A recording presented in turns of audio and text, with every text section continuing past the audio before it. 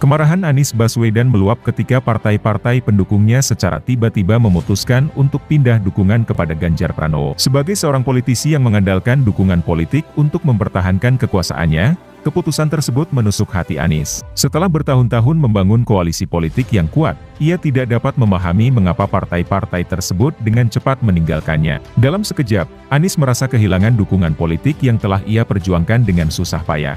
Perasaan pengkhianatan merayap dalam dirinya saat ia mencoba mencari alasan dan penjelasan atas keputusan tersebut. Mungkin ada intrik politik di balik layar, atau mungkin ada ketidakpuasan terhadap kebijakan dan tindakan yang diambilnya. Namun, tanpa jawaban yang pasti, kemarahan Anies semakin memuncak. Dalam kemarahannya, Anies tidak hanya merasa ditinggalkan, tetapi juga merasa disalahgunakan. Ia merasa partai-partai pendukungnya telah memanfaatkan posisinya untuk mencapai kepentingan mereka sendiri, dan ketika mereka melihat peluang yang lebih menguntungkan dengan Ganjar Pranowo, mereka dengan seenaknya membuangnya. Kemarahan Anies mempengaruhi sikapnya dalam melakukan tindakan politik selanjutnya. Ia merasa perlu membalas dendam, memperlihatkan kepada partai-partai tersebut bahwa mereka telah membuat kesalahan besar dengan meninggalkannya. Ia merencanakan untuk membangun aliansi baru, mencari partai-partai yang lebih setia dan dapat diandalkan. Namun, dalam keadaan kemarahan, Anies juga harus berhati-hati agar tidak membuat keputusan yang impulsif dan merugikan dirinya sendiri. Ia perlu menjaga reputasinya dan mempertimbangkan langkah-langkah politik yang bijak. Keputusan yang diambil dalam suasana kemarahan seringkali tidak menghasilkan hasil yang diharapkan. Kemarahan Anies atas partai-partai pendukungnya yang pindah ke Ganjar Pranowo adalah perasaan yang kompleks dan kuat. Ia merasa terhina, dikhianati, dan marah. Bagaimanapun, tantangan terbesarnya adalah menjaga ketenangan diri dan berpikir rasional dalam menghadapi situasi politik yang berubah dengan cepat.